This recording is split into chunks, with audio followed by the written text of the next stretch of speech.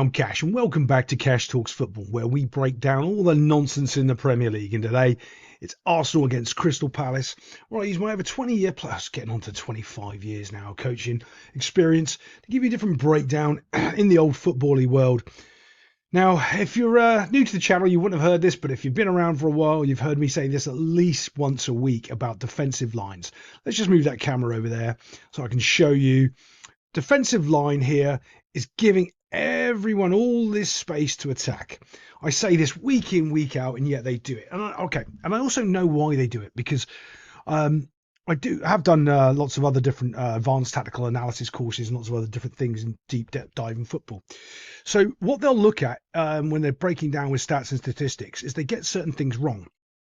They'll go, the amount of chances that we defend if we do this equals X, or XG, right? So how many goal scoring opportunities arise because of this? Now, there's less goal scoring opportunities arise when they do this, but the percentage of them scoring is almost 80 to 100%. So when they do it the other way, they'll go, yeah, they've created 15 chances, but they've scored no goals. This way, they've created 15 chances and scored 14 of them. They don't take that little next step or that next leap in the evolution of the stats and statistics. And a lot of it is because those people have never really played or done anything inside of the game. They're just crunching numbers and data. And actually, they're not anymore. AI is doing it for them, which is even worse.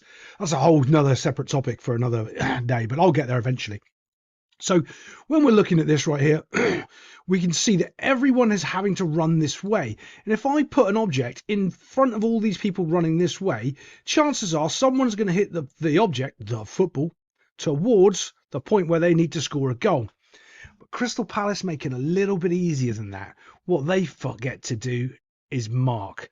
I'm going to show you this 1 second. This is just before the ball's kicked, and I want you to show you 1, 2, 3 Crystal Palace players and 1 Arsenal player completely and utterly unmarked. Like, I don't know why this guy, he's unmarked as well. I don't know what you're doing. You're not goal side. Like, it's simple. The goal's over here. You as a defender stand here and get in the way of the attacker there. It's that easy. That's all you have to do. Trying to play this weird offside trap, well, look. You can see all the Arsenal players are here. One defender gets it wrong and you're all in trouble because you're playing such a high line, a problem line. I might start calling it the problem line. And as we can see, as the play evolves on a little bit, we can see that these 2 players have completely negated marking their player. Absolutely not bothered whatsoever. Free header, good finish.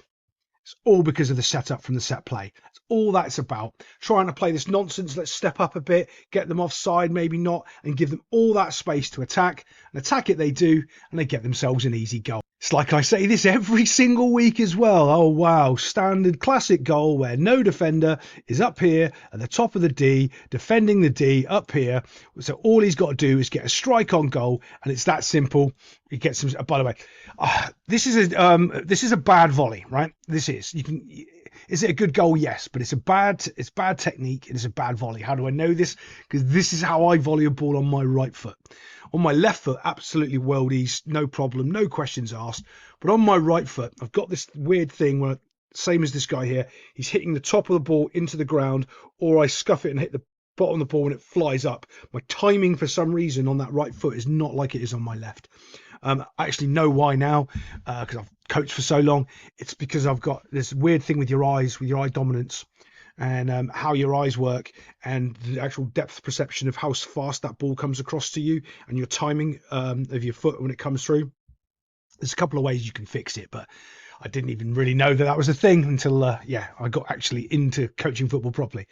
So as you can see, look, watch this, completely unmarked, scuff hit, but it's a decent scuff hit because from the bounce, it creates a problem. And you can see the crowd of players here that takes, the keeper's just hasn't really got much sight of it.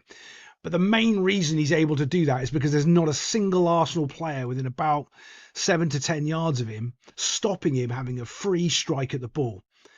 It's awful defending. I mean, like, I'm calling this out every single week. Next season, I'm going to start putting them in blocks, I think, of every goal, which is basically the same goal, because they don't defend that area properly, or they have that high line like we just saw in the first goal.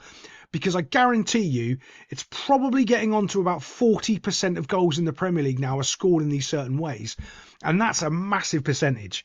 Okay, so this is actual poor midfield play here, all right?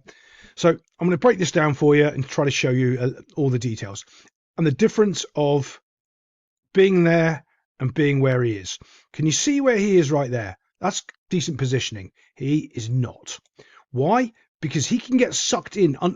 If the ball was in the air, you'd call it getting sucked in underneath the ball, but it's the same sort of principle here where you're getting sucked into the pass, right? And the reason you want to be there is because what you do then is you isolate him. He cannot pass the ball into any of these areas because you're in that passing lane. Being too far forward opens up both of those opportunities for him, and as you can see, opens up that massive gap of space right there. That space is the problem space. That's what you want to deny him. That's why you want to be a couple of yards back. Now, what they're going to be trying to tell you in modern football, because they're idiots, is you need to be pressuring the pass there. There is a problem with that.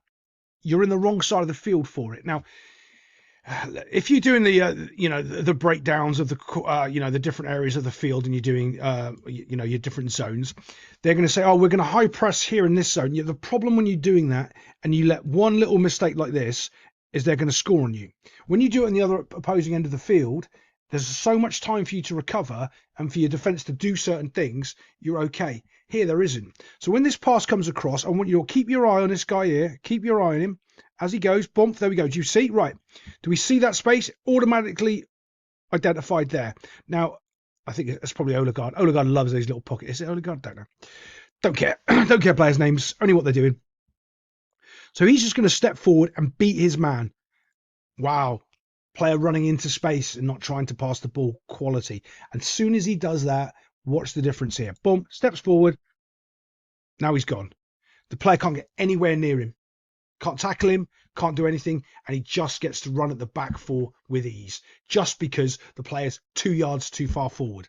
And yeah, it matters, those 2 yards. Because when he's 2 yards further back, if he tries... So how he's gained his space isn't by running into the space, it's by coming wide and then going around. So if he was back a little bit, when he goes wide, it gives him more time to shuffle across and keep him pinned over here. As he goes wide, the defender comes with him, the midfielder comes with him and gets caught in this loop, this under looping here. And he should be identifying this simple. I mean, it's simple to spot in a game of football. It really is. You just know I'm going to get baited in here. Now, the only way you can get around it in the midfielder is if you're faster than the guy you're going against right there. And I mean faster, not a little bit, much faster. And you can see where the midfielder ends up. He ends up over here, completely out of sync with the play. But now also, no pressure applied on the ball whatsoever from this guy. Understands that pocket of space is there. Doesn't try to fill it and make it a hard time for this guy, which opens up this look at that passing lane. It's beautiful. Simple ball through. Again, no pressure. This is the point. I'm just going back a little bit. This is the point where he has to identify about going to the football. He has to go there. All right. And as he goes, he drops ever so slightly. So then if that pass gets behind there, he's covered that. All right, that's what he has to do. He has to drop as he comes in. Neither of them do that. What they both do instead is back away. Look. See, look, he doesn't know what to do. Stand still. He's frozen. You're not close enough for the ball to do that. You're not blocking anything. The ball in behind? Well, you can't stop the ball in behind with the way your legs are shaped up right here. You have to go towards that ball. You have to. This is a solid whipped-in pass, though. Whoosh, whipped in. I mean, it's a decent pass. It really is a little good pass. And now the panic set in because all of a sudden you've got someone inside your 18-yard box with time and space on the ball, and now you've got to close them down. From simple mistakes, just positional mistakes, and not pressuring the ball. Now, if you want to know about what not pressuring the ball, and I'm going to do a video on that. It'll probably be on my Patreon. It'll be for free. I put most of my stuff on my Patreon for free. This one is going to show you behind the scenes, in-depth coaching course of what they actually teach at the highest level in the world, of about why they don't actually do that. Okay. So stick around, go onto my Patreon and have a look for that. It probably, knowing me, it'll be out about this time next week. Little bit of a shimmy, pulls 2 players and finds a finish. It's a P-roller of a finish. It really is a P-roller of a finish. But you know what? Goal's a goal. Going to have another rant about how bad VAR is, because checking disqualified goal offside. No one here is offside. Absolutely nobody. The ball, however, if I draw a line, let's not try to draw it in white. Let's see if we can do it in black and just try to break up the image. Oh, that's a brilliantly drawn line, Cash. I know, I'm amazing. Looks like it's out of play to me. So to me, it's not they're offside. Is it because the ball's out of play? But there it's saying offside. Like, do these guys know anything about anything at all? Is it just the stupidest people in the world that's running this VAR and this referee? Like, because he's not offside. 1, 2 players in front of the line, and the ball's over here, and he's got the ball. It's like, well, no one here is offside. He's got the ball. He can't be offside. Like, so is it because the ball's out of play? Is that what you're trying to say? Can you not typey out of play? You know, like.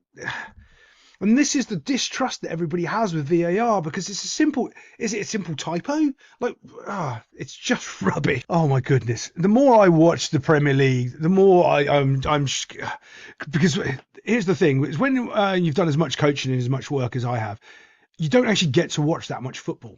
Like, the pro teams, you catch games. You get obviously the Champions League finals and the El Clasico and stuff, but genuinely you don't really see much. You catch a bit of the highlights, but you don't really analyze stuff because you're doing that all for your own teams, right? So here's the if you've got 2 centre backs doing this, you're kicking them off your team. Right? Why, Cash? That doesn't make sense. Right? Okay, so let me tell you why. They're flat. He's facing that way. He's facing that way. As soon as he received the ball, this defender should be getting wide and deep to about there. So it takes the pressure off the here. So when he passes him the ball, he can do 2 things. He can then step onto it and run past the pressure if he wants to, or he's got time to take a touch and play the ball. You do not stand right next to him, because, right, this is basics. I mean, genuinely basics of football. Him having the ball or him having the ball makes no difference. There's no advantage, because the pressure is still there. The pressure is still coming towards the ball, right? So then all of a sudden, well, if the pressure is still coming towards the ball, me passing him doesn't matter. You're just changing the pressure from you to him, but it's still on the ball. To alleviate the pressure, the only way to do it is to have your defender going wide and deep over to here. So when he drops it, he has to go. You can go to the keeper if you want, back around. The pressure's passed around, or you step through it, as I said, with your first touch. Oh, mind-blowing. These are Premier League footballers. It's just insane to me. Absolutely insane. So let's move it on. Here's the bad pass bump. Do you see the casual touch there? Now, he has to take a touch. That drag touch is also terrible, because why? His body position, originally, where was he looking? He was looking this way, right? If he was where I wanted him, he would have been here, facing this way. Now he's just turned, and what does he see? 1, 2, can't pass to him, got to go wide, he's waiting for the pass, don't know what to do. If your starting position was correct, you wouldn't have been waving to your grandma over here in the crowd by just looking this way and not seeing the field, right? And you would already known what was going on. That's the difference when you're wide. We say wide and deep. It doesn't necessarily mean you have to be wide and deep. It's just a phrase so you can understand the spacings and how to get away from that player, right? But then you can actually have a picture of the field, and before you receive the ball, you know what you want to do with it. He had to receive the ball, take a touch, and then decide what he wanted to do with it. Just awful. Look, then, can't pass it because you suddenly realise, going to get closed down here. But don't worry. Another Cash rule. Someone's got their arm up telling them what to do in the Premier League, so we know in the next 5 seconds, someone's about to score a goal. It's like it happens every week, isn't it? Oh my goodness. Yeah, I mean, it's terrible. Oh, here's the other part. You remember his defensive teammate who was stood right next to him? If he had just backpedaled it and got there, he could have dropped it to him and he could have played it away over to here. But they don't know what to do. They genuinely don't know how to play the ball properly out of the back. They're doing the new, and by the way, it's not the Pep Guardiola system. It's the old Corvair coaching system, which is total football from Ajax, which is involved in the 70s and the 80s. This is nothing new. There is nothing new under the sun. They just call it something different. But just shocking. Loses the ball. Like, the pass is awful as well. It's like, there you go, mate. Not only does he pass it to him, then what does he do? He runs away from him. He runs away from the guy after he gives him the ball. This is quality, though. I do like this. Has a little bit of a look, takes a bit of a touch. Bosh, back of the net, beats the keeper. Yeah, that's really decent, to be fair. A really quality finish, but I mean, come on. The level of quality of passing the ball out of the back and understanding your roles of your teammates and dropping to cover for it, just dropping for each other to give yourself the extra space to pass the ball. It's insane to me. It's insane, but this is apparently modern football. Oh, God, it's only going to get worse. I'll see you next time on Cash Yells at Premier League Defenders.